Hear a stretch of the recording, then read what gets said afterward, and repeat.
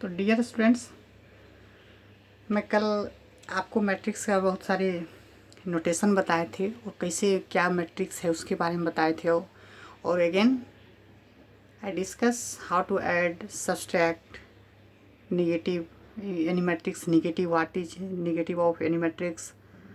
Now we take some questions on this based on suppose दो matrix का सम दिया हुआ है आपके पास 2 -2 3 4 और फिर इसी दो मैट्रिक्स का डिफरेंस दिया हुआ है 3 2 -1 0। Okay, now we have here we want to find matrix A and matrix B. Okay, तो how we can find. Okay, तो हम क्या आपको बताए थे कि जब किसी भी मैट्रिक्स का उसी के मैट्रिक्स से अगर निगेटिव से हम ऐड करते हैं तो वो मैट्रिक्स का वैल्यू क्या होता है, जीरो मैट्रिक्स आ जाता है। तो यहाँ पे हम क्या कर रहे हैं, फर्स्ट में वन मैट्रिक्स इक्वेशन 1 को 2 में ऐड कर देते हैं। तो यहाँ पे आप देखेंगे कि 2 ये हो जाएगा और ये क्या हो गया, बी मैट्रिक्स, और उसी का निगेटिव मैट्रिक्स से जब ऐड करेंगे आप तो ये वैल्यू क्या हो जाएगा, जीरो मैट्रिक्स हो जाएगा। तो आप जीरो लिख सकते हैं। और अगेन ये क्या हो जाएगा, 2 -2 3 4 +3 2 -1 0। अब दो मैट्रिक्स का ऐड बता चुके हैं आपको। क्या करते हैं, इसका element first row first column का इसके फर्स्ट रो फर्स्ट कॉलम में ऐड हो जाएगा तो 3 2 5 हो गया। और ये -2 + 2 0 हो जाएगा, 3 और -1 तो ये क्या हो जाएगा 2 और 4 + 0 तो 4 हो गया। तो इसे ऐड कर दिए तो 2 के बराबर। अब किसी भी मैट्रिक्स में जीरो मैट्रिक्स को ऐड करने या सब्ट्रैक्ट करने से वो मैट्रिक्स में कोई चेंजिंग नहीं आता है। अब मैं क्या करूँगा, यहाँ से ए मैट्रिक्स निकालूंगा तो 1/2 करूँगा, कॉन्स्टेंट को इधर कर दिए 5 2 0 4। अब आप क्या करेंगे, ये कांस्टेंट है, इस कांस्टेंट को क्या करते हैं, मैट्रिक्स के बाहर में मल्टीप्लाई है, इसको क्या करते हैं एवरी एलिमेंट में इनसाइड ले जाके सबको मल्टीप्लाई कर देते हैं। तो ये क्या हो जाएगा 5/2 हो जाएगा, ये 0 रहेगा, ये 1 हो जाएगा, ये 2 हो जाएगा। तो यहाँ से आप मैट्रिक्स ए को फाइंड कर लिए। Next case we want to find matrix B. How, आप देख सकते हैं। अब अगेन क्या करते हैं, हमको मैट्रिक्स ए को नहीं रखना है, बी को फाइंड करना है। तो अब क्या करते हैं, इक्वेशन 1 में से इक्वेशन 2 को सब्ट्रैक्ट करते हैं। उससे क्या हो जाएगा, ए मैट्रिक्स उसी का निगेटिव मैट्रिक्स से जब ऐड होगा तो वो क्या हो जाएगा, जीरो हो जाएगा। और ये क्या हो जाएगा, उस किसी भी मैट्रिक्स में माइनस तो पहले से था और अगेन फिर इसमें माइनस लगा रहा हूँ तो ये क्या हो जाएगा, प्लस हो जाएगा। तो ये हो जाएगा 2b बराबर अगेन 2 -2 3 4 माइनस कर रहा हूँ तो माइनस लिखेंगे 3 2 -1 0। अब आपको क्या बताए थे, इसको ऐसे आप सिंपली भी कर सकते हैं। इसको ऐसे आपको बताए थे कि जब माइनस लगा हुआ तो प्लस लिख के माइनस समय मल्टीप्लाई करते हो, -3 जो माइनस है वो प्लस हो जाएगा, जो प्लस है वो माइनस हो जाएगा। तो 3 प्लस था तो माइनस हो गया, ये 1 हो जाएगा, -2 हो जाएगा, 0 हो जाएगा। ओके, नाउ अब एक सिंपल हो गया कि एडिशन कैसे करते हैं। तो ऐड कर दें तो 2 - 3 तो क्या हो गया, -1 -2 -2 -4 3 1 तो 4 और 4 0 4। तो ये हो गया, अब 2 भी बराबर आ गया। यहाँ से b फाइंड करना चाहते हैं तो 1/2 को ले जाएंगे इधर और -1 -4 4 4 हो गया। अब मैं क्या करूँगा, 1/2 स्केलर क्वांटिटी है, ये मल्टीप्लाई इस मैट्रिक्स में तो इसको क्या करेंगे, इनसाइड लेके जाएंगे तो -1/2 ये -2 ये 2 ये 2 हो गया। तो आप यहाँ से देख सकते हैं कि मैट्रिक्स बी भी हम फाइंड कर लिए। नेक्स्ट क्वेश्चन हम देखते हैं एक और। सपोज कंसिडर 2/3 ऑर्डर का matrix. Okay, whose elements are aij given by relation 1/1 plus j by इसका होल स्क्वायर बाय 2 होता है। ओके, इस मेथड को यूज करते हुए आपको क्या करना है, एक 2/3 का मैट्रिक्स को ऑब्टेन करना है। ओके, तो हाउ वी कैन, तो 2/3 मीन्स व्हाट, 2 रो और 3 कॉलम होनी चाहिए। उतना 2/3 ऑर्डर का एक मैट्रिक्स आपको ऑब्टेन करना है। और रिलेशन आपको दिया हुआ है कि ईच एलिमेंट जब आप रखेंगे i = i और j में रिलेशन दिया हुआ है कि ईच एलिमेंट क्या होगा 2/3 रो का। तो सबसे सिंपल तो है, ये कोई ज़्यादा नहीं है। जैसे एक 2/3 का बना लिए हम। अब इसमें क्या होना चाहिए, 2 रो होगा और 3 कॉलम होगा। तो क्या करें, फर्स्ट रो में लाने का प्रयास करें। फर्स्ट रो जब हम यूज करेंगे तो ऑलवेज i क्या होगा, 1 रहेगा। और जे क्या होगा वो वेरी करेगा, पहले first column again second column again third column, क्योंकि टोटल थर्ड कॉलम तक है। अगेन तो पहले हम फर्स्ट रो का फाइंड कर लेते हैं। तो फर्स्ट रो में क्या करेंगे, आई ऑलवेज 1 रहेगा, तो आई बराबर क्या करेंगे 1, और कॉलम जैसे 1 फाइंड करना है, ए 1 1 फाइंड करना है, सपोज करें कि फर्स्ट रो फर्स्ट कॉलम में फाइंड करना है एलिमेंट को, तो क्या करेंगे आई के स्थान पे 1 रखेंगे और जे के स्थान पे भी 1 रखेंगे, तो ये क्या हो जाएगा 1 + 1 का होल स्क्वायर अब बाय 2 हो जाएगा। तो ये कितना आएगा आपका वैल्यू, तो ये 2 का होल स्क्वायर बाय 2, तो 2 4 अब बाय 2 करेंगे तो ये कितना आ जाएगा 2 आ जाएगा, तो ये 2 आ गया। अगेन सेम प्रोसेस आप क्या कर सकते हैं यहाँ पे, फिर फर्स्ट रो में ही फाइंड करना है, तो आई क्या हो जाएगा 1, अगेन 1 2 फाइंड करना है। सपोज करें कि फर्स्ट रो का सेकेंड कॉलम में फाइंड करना है एलिमेंट को, तो क्या करेंगे आई 1 लेंगे और जे को 2 कर लेंगे, तो यहाँ से फिर फाइंड करेंगे तो क्या हो जाएगा 1 और 2 3 का स्क्वायर बाय 2, तो 9/2 हो जाएगा।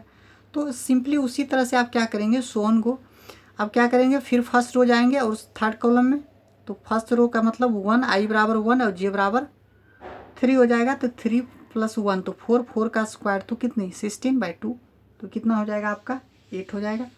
अगेन नेक्स्ट अब क्या जाना है सेकेंड रो और फर्स्ट कॉलम में, क्योंकि यहाँ पे लिखना है अब, तो सेकेंड रो जाएंगे तो आई बराबर क्या हो जाएगा 2 और जे बराबर क्या हो जाएगा 1, तो 2 + 1 3 9/2 हो जाएगा।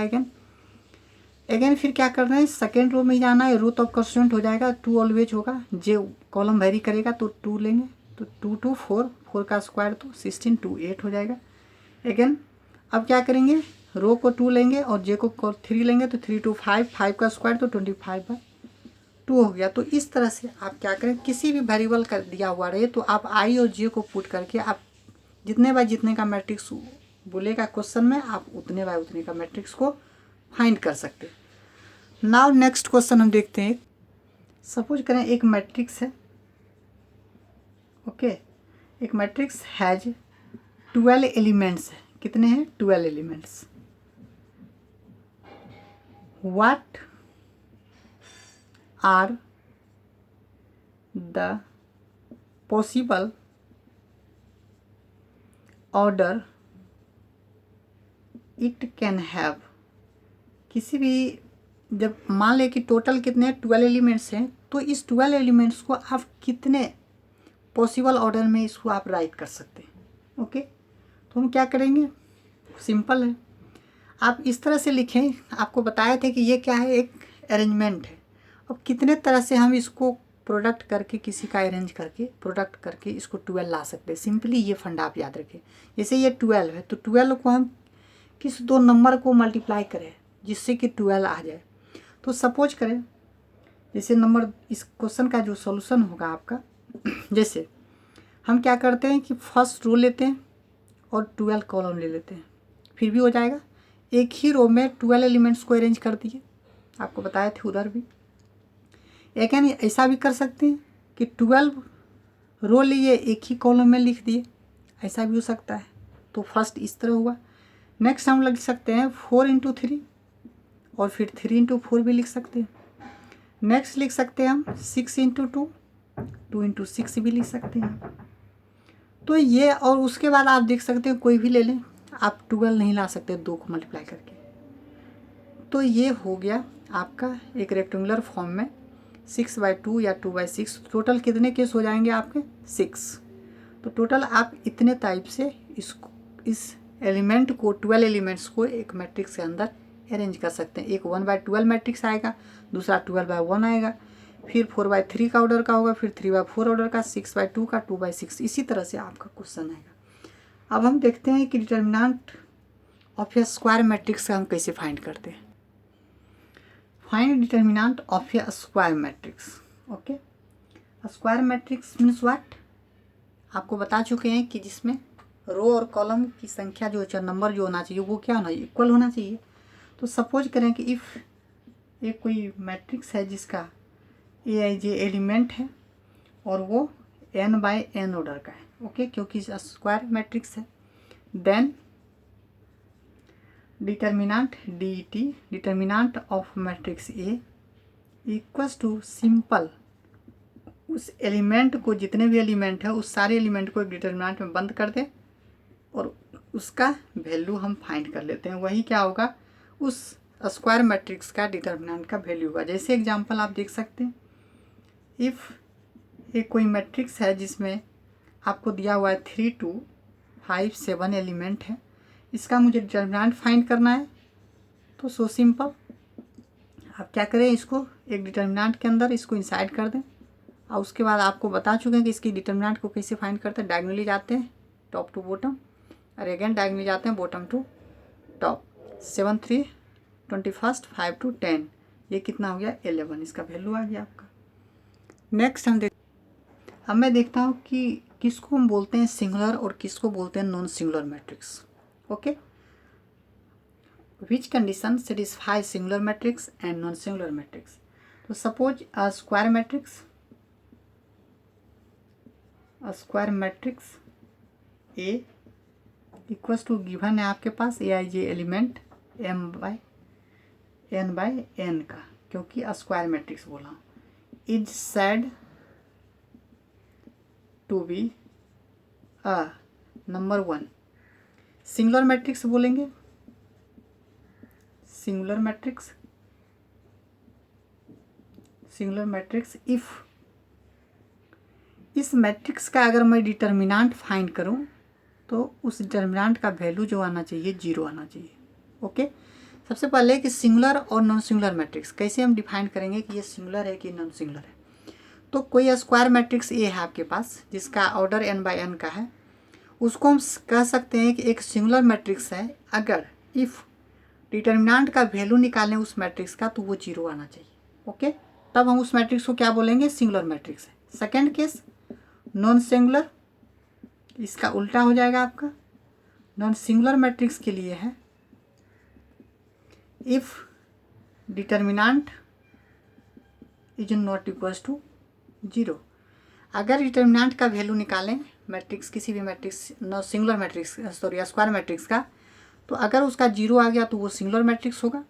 अगर स्क्वायर मैट्रिक्स का डिटर्मिनेंट निकालें और वो 0 के बराबर नहीं है तो वो नॉन सिंगुलर होगा। नेक्स्ट, अब मैं जो सबसे बड़ा इम्पोर्टेंट है यहाँ पे कि डिटर्मिनेंट और मैट्रिक्स के मल्टीप्लिकेशन में स्टूडेंट बहुत ज़्यादा कन्फ्यूजन होता है, तो आप ध्यान से याद रखें कि क्या मैट्रिक्स और क्या डिटर्मिनेंट में डिफरेंस होता है। तो हम यहाँ पे अब मैट्रिक्स, दो मैट्रिक्स को कैसे मल्टीप्लाई करेंगे वो आपको बता रहे हैं। लेट ए और बी दो मैट्रिक्स है। ओके,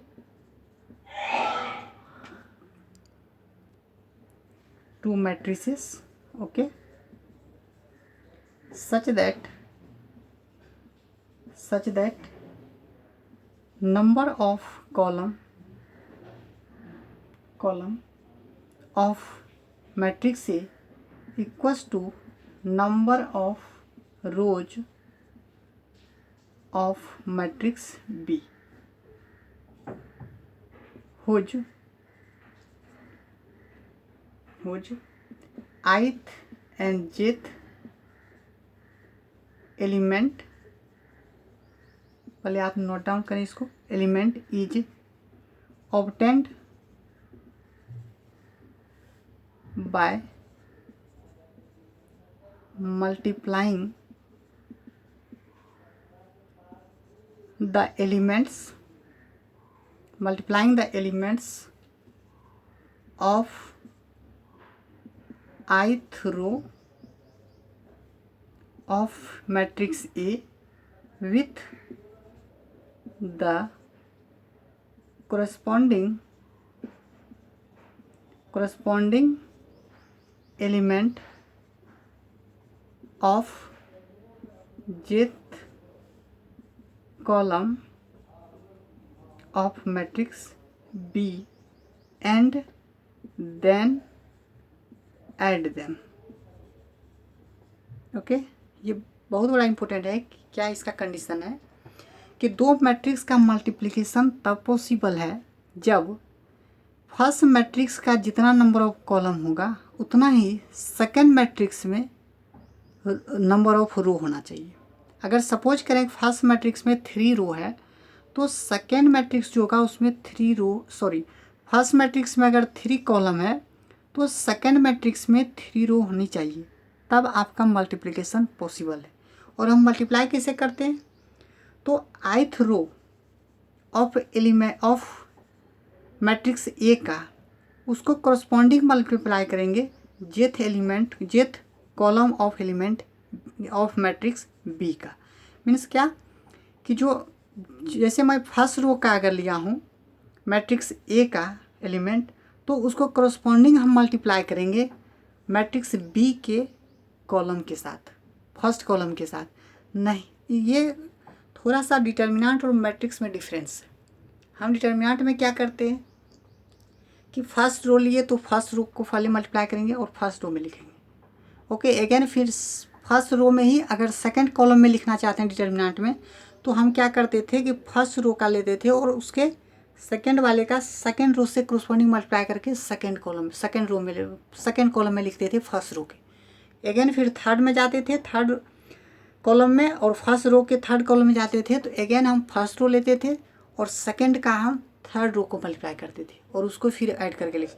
बट यहाँ पे क्या है मैट्रिक्स में कि डिफरेंट है।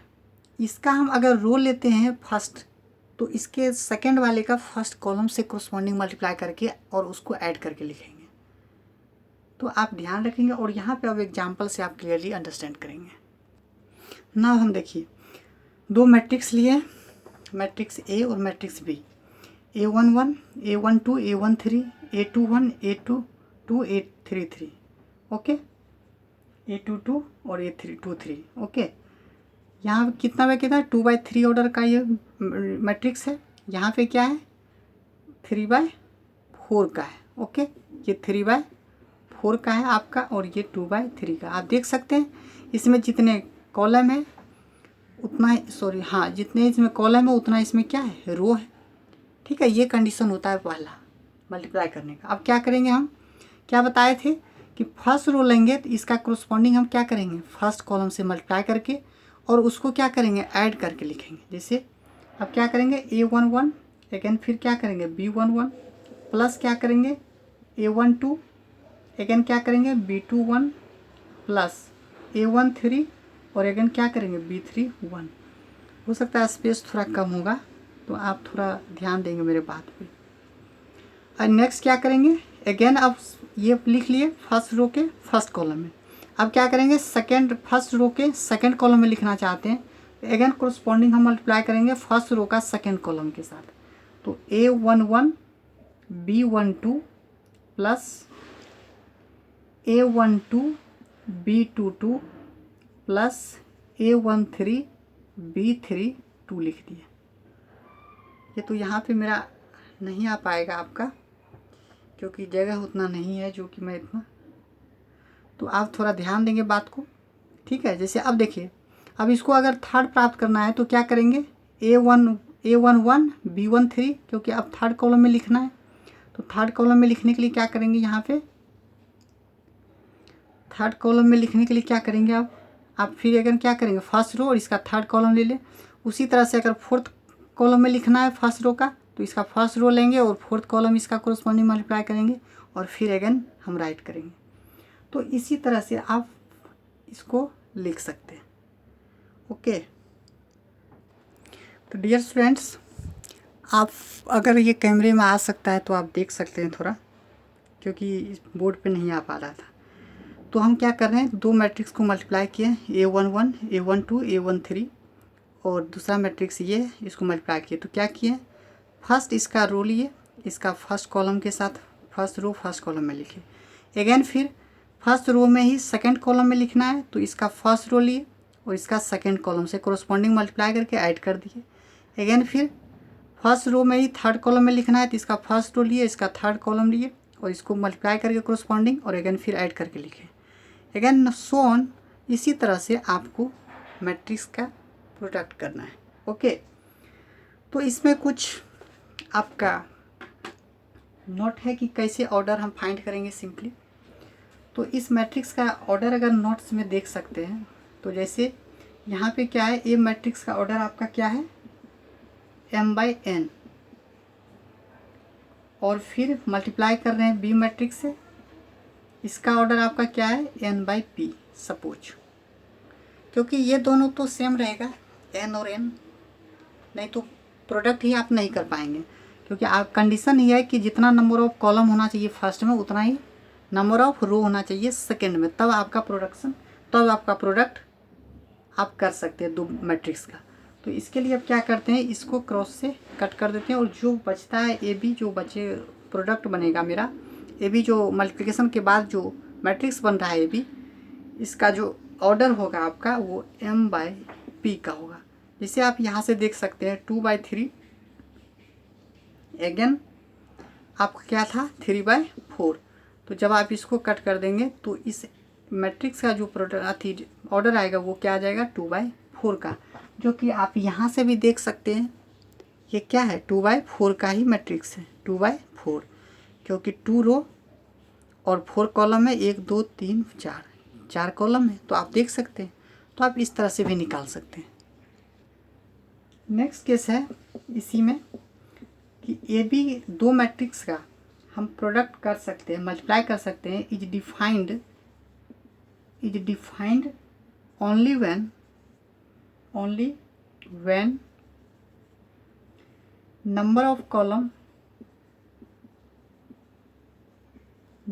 Columns in a matrix A equals to क्या होना चाहिए, number of row in matrix B में होना चाहिए। ओके, तभी आप ये इसका 2 मैट्रिक्स का प्रोडक्ट को आप डिफाइन कर पाएंगे। जब नंबर ऑफ कॉलम ए में जितना होना चाहिए उतना ही नंबर ऑफ रो बी में होना चाहिए, या इसी का उल्टा कर सकते हैं, बी ए को मतलब पहले बी लिखे फिर ए तब मल्टीप्लाई करें, तो इसको डिफाइंड करेंगे, defined only when number of, अब क्या हो जाएगा, number of column in matrix B में वो क्या होना चाहिए, नंबर ऑफ क्या होना चाहिए, रो इन मैट्रिक्स ए में होना चाहिए। ओके, ऐसा नहीं कि ये ए और बी दोनों सेम है, ऐसा नहीं है। पहले हम ए को लिखें, फिर यहाँ पे क्या है कि मैट्रिक्स के प्रोडक्ट में आप अगर पोजीशन को चेंज करेंगे तो आपका वैल्यू मैट्रिक्स में चेंज हो जाएगा। हाँ, कुछ एक्सेप्शन है, जब 0/0 मैट्रिक्स को अगर किसी किधर से भी मल्टीप्लाई कर दें, दोनों अगर 0/0 मैट्रिक्स होगा तो कोई डिफरेंस नहीं आएगा। तो कुछ एक्सेप्शन को नहीं देखें। और अगर इसका अरेंजमेंट चेंज होता है, पोजीशन अगर चेंज होगा तो मैट्रिक्स का डिफिनेशन भी चेंज हो जाएगा। जैसे ए बी हुआ तो क्या हुआ, number of row in column in A में और नंबर ऑफ रो बी। अगर बी ए हो गया तो number of column in B का और number of row in column A का इक्वल होना चाहिए। नेक्स्ट कहता है 4th number, in general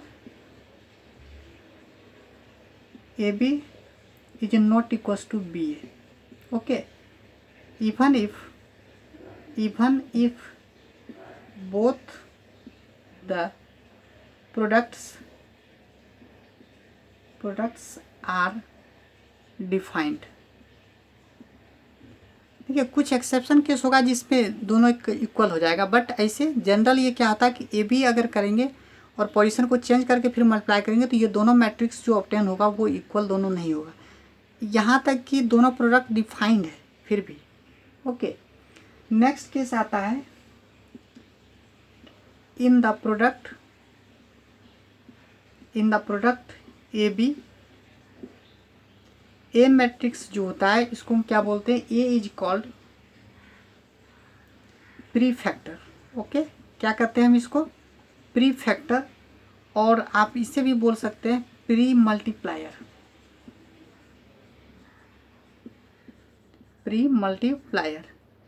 and B matrix को क्या कहेंगे, इसी का उल्टा कॉल्ड पोस्ट मल्टीप्लायर बोल सकते हैं, पोस्ट मल्टीप्लायर कहेंगे, और या इसी को सिंपली बोल सकते हैं पोस्ट फैक्टर बोल सकते हैं। ओके, पोस्ट फैक्टर भी बोल सकते हैं। तो प्रोडक्ट ए बी में जो पहले रहता है उसको क्या कहते हैं, प्री फैक्टर या प्री मल्टीप्लायर, और जो सेकेंड लास्ट में रहता है उसको हम क्या कहते हैं, पोस्ट मल्टीप्लायर या पोस्ट फैक्टर बोलते हैं। नेक्स्ट केस है, if A B equals to B A अगर होता है, ठीक है, ये प्रॉपर्टी है, अगर ये पोजीशन चेंज करने के बाद भी प्रोडक्ट अगर दोनों का सेम हो रहा है तो then matrix A and B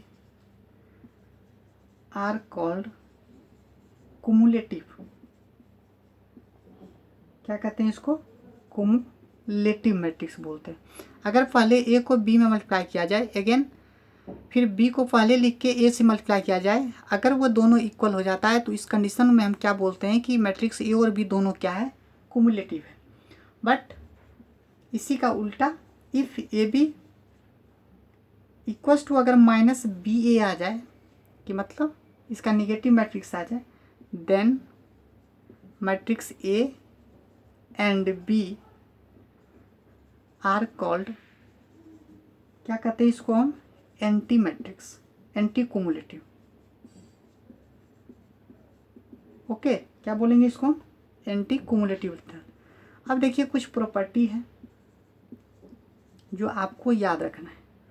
suppose 3 matrix का प्रोडक्ट है ए बी सी, कोई क्या किया, पहले क्या किया, फर्स्ट 2 को मल्टीप्लाई किया, उसके बाद थर्ड को मल्टीप्लाई कर, कोई इसको पोजीशन चेंज नहीं करना है। ऐसा भी कर सकता है कि लास्ट के 2 को पहले मल्टीप्लाई करके फिर फर्स्ट को मल्टीप्लाई करे, नो प्रॉब्लम, दोनों का वैल्यू क्या रहेगा? सेम रहेगा। सपोज करें 2 मैट्रिक्स को ऐड करके फिर अगेन सी से मल्टीप्लाई कर रहे हैं, तो ऐसा भी आप कर सकते हैं बिना पोजीशन चेंज किए। आप पहले दोनों को अलग अलग फिर प्लस कर दें, फिर इसको सी से पहले मल्टीप्लाई कर लें, ए इंटू सी कर लें, प्लस फिर बी इंटू सी कर लें, दोनों में कोई चेंज नहीं आएगा। थर्ड केस कहता है कि ए बी प्लस सी हो तो A B plus B A C. Position बहुत इंपॉर्टेंट है मैट्रिक्स में, पोजीशन को बिना आप पोजीशन को ध्यान रखना, पोजीशन आपको चेंज नहीं करना है यहाँ पे। फोर्थ केस कहता है कि अगर किसी भी मैट्रिक्स में यूनिट मैट्रिक्स से मल्टीप्लाई करें, ये क्या है नोटेशन यूनिट मैट्रिक्स का, तो उस मैट्रिक्स सेम मैट्रिक्स रह जाता है, या पहले यूनिट मैट्रिक्स से मल्टीप्लाई कर दो उस मैट्रिक्स में, फिर भी वो मैट्रिक्स में कोई चेंजिंग नहीं आएगा। और फिफ्थ नंबर बोलता है किसी भी मैट्रिक्स में अगर जीरो मैट्रिक्स से मल्टीप्लाई कर दिया जाए तो वो जीरो मैट्रिक्स आ जाता है। ओके, नेक्स्ट एक और छोटा सा एक प्रॉपर्टी है जो आपको देखना है।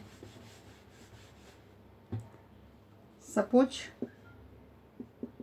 ये फिफ्थ नंबर का सिक्स नंबर का है, 2 मैट्रिक्स को प्रोडक्ट किए और वो जीरो मैट्रिक्स आ जाए, तो इट इज नॉट नेसेसरी, ये इसका मतलब नेसेसरी नहीं है।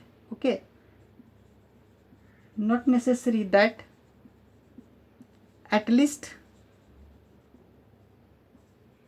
one of the matrices A and B should be non-zero matrix. ऐसा नहीं है इस मैट्रिक्स। ओके, मतलब अगर 2 मैट्रिक्स का प्रोडक्ट करने के बाद अगर जीरो मैट्रिक्स आ रहा है तो ये नेसेसरी नहीं है कि at least one of the matrices A and B कोई इसमें से एक नॉन जीरो होना चाहिए। ऐसा नहीं है, दोनों जीरो भी हो सकता है। तो आप देख सकते हैं कि एग्जांपल सपोज इसी पे बेस्ड है। जैसे ए मैट्रिक्स बराबर क्या है आपका 5 0 0 0 है, और अगेन बी मैट्रिक्स है 0 बाई 0 मैट्रिक्स, जीरो मैट्रिक्स है। ओके, 0 बाई 0 नहीं, जीरो मैट्रिक्स है। ओके, 2 बाई 2 का है। तो अगर इस दोनों का प्रोडक्ट करना है तो कैसे करते हैं हम? तो फर्स्ट रो अगर फाइंड करना है फर्स्ट रो का, तो फर्स्ट रो का फर्स्ट कॉलम से मल्टीप्लाई करके लिखेंगे, तो 5 इंटू 0 तो 0 0, अगेन फिर 0 तो 0 प्लस 0 तो क्या हो जाएगा 0। अगेन फिर आप क्या करेंगे, फर्स्ट रो का सेकंड कॉलम लिखेंगे, तो फिर फर्स्ट रो सेकंड कॉलम इसका कोरस्पॉन्डिंग मल्टीप्लाई करके लिखेंगे तो फिर भी 0 आएगा। अगेन फिर second row first column second row first column corresponding multiply करेंगे फिर भी 0 0 आएगा। तो आप देख रहे हैं 0 बाई 0 मैट्रिक्स में आ गया। सपोज किसी 2 मैट्रिक्स को मल्टीप्लाई किए और वो क्या है, किसी ए को बी से मल्टीप्लाई किए, अगेन ए को सी से मल्टीप्लाई किए और दोनों आपस में इक्वल रहा है, तो इसका मतलब ये इम्प्लाई नहीं करता है, क्या ये इम्प्लाई नहीं करता है कि बी जो है वो सी मैट्रिक्स के बराबर हो जाएगा। ओके, अगर ए को बी में मल्टीप्लाई किए फिर अगेन ए को सी में अदर थर्ड मैट्रिक्स में मल्टीप्लाई किए और दोनों ये इक्वल हो रहा है, तो ये इम्प्लाई नहीं करता है कि बी बराबर बी मैट्रिक्स सी मैट्रिक्स के इक्वल होगा। जैसे आप एग्जांपल से देख सकते हैं, एक मैट्रिक्स है आपका 5 0 0 0, बी मैट्रिक्स है आपका 0 0 0 3, और अगेन सी मैट्रिक्स आपका है 0 0 0 2। ओके, एक सी मैट्रिक्स हम लिए 0 0 0 2। अब आप देखें ए बी निकालें दो का प्रोडक्ट करके, तो 5 0 0 0 इंटू करेंगे किसके साथ, 0 0 0 3 के साथ। अब इसकी प्रोडक्ट निकालेंगे तो क्या करेंगे, कोरस्पॉन्डिंग करें, फर्स्ट रो फर्स्ट कॉलम के साथ कोरस्पॉन्डिंग मल्टीप्लाई करेंगे तो 0 आएगा। अगेन फिर करेंगे तो 5 इंटू 0 0 इंटू 3 तो फिर भी 0, अगेन 0 फिर 0 आएगा, तो आपका 0 आया। फिर अगेन क्या करें, ए सी निकालें, ये आपको पता है 5 0 0 0, सी कितना दिया हुआ है 0 0 0 2। अब इसकी वैल्यू निकाल लें आप, 5 इंटू 0 तो फिर 0, अगेन 0 0 0। आप निकाल के देखेंगे ए सी जो आया वो क्या आ गया, 0/0 मैट्रिक्स भी आया, ए बी भी क्या आया 0/0 0 मैट्रिक्स का आया। तो ए बी का प्रोडक्ट भी 0 मैट्रिक्स, ए सी का भी प्रोडक्ट भी 0 मैट्रिक्स, तो ये दोनों क्या हो गया, इक्वल हो गया। 0 मैट्रिक्स ये भी 0 मैट्रिक्स, दोनों इक्वल तो हो गया। बट क्या आप देख सकते हैं कि बी बराबर सी हो रहा है, बी क्या है 0 0 0 3 है और सी क्या है 0 0 0 2 है। तो क्या होना चाहिए इक्वल होने के लिए, कि सभी मैट्रिक्स का जो रो और कॉलम जो होना चाहिए corresponding equal, next every element equal. तो यहाँ देखिए 0 0 0 0 ठीक है, ये सब इक्वल है, बट 3 क्या 2 के इक्वल है, तो यहाँ पे 3 2 इक्वल नहीं है। इसलिए हम कह सकते हैं कि अगर दो का प्रोडक्ट इक्वल भी होने के बाद ऐसा नहीं कह सकते हैं कि आप बी बराबर सी हो जाएगा। तो ये था, but B is not equal to C. यहाँ पे क्या आया, ए बी बराबर ए सी है, बट बी क्या है, B is not equal to C है। नेक्स्ट आपका आता है 8 number, for a square matrix, for a square matrix A power अगर 0 रहे किसी भी मैट्रिक्स पावर तो ये यूनिट मैट्रिक्स होगा, और ए स्क्वायर करना है तो क्या करेंगे, अगर किसी दो मैट्रिक्स एक मैट्रिक्स है उसका पावर 2 करना है तो क्या करेंगे, ए इंटू ए लिख सकते हैं। अगर ए क्यू करना है तो क्या करेंगे, ए फिर अगेन ए फिर ए कर सकते हैं। इसी तरह से अगर ए पावर एन लिखा हुआ है, किसी मैट्रिक्स का पावर एन करना है मल्टीप्लाई, इसको A A A dot dot dot dot कहाँ तक जाएंगे, हम इसको लिखेंगे ए अकर्स एन टाइम्स, कितने तक, एन टाइम्स तक मल्टीप्लाई कर देंगे।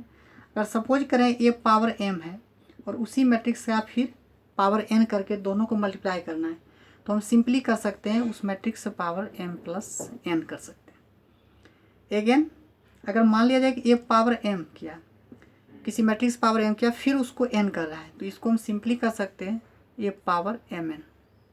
ओके, 9th नंबर आपका है, किसी भी दो मैट्रिक्स का सम का स्क्वायर करना है, तो क्या करना है, इसको ऐसे पहले सिंपल में लिख लें ए प्लस बी।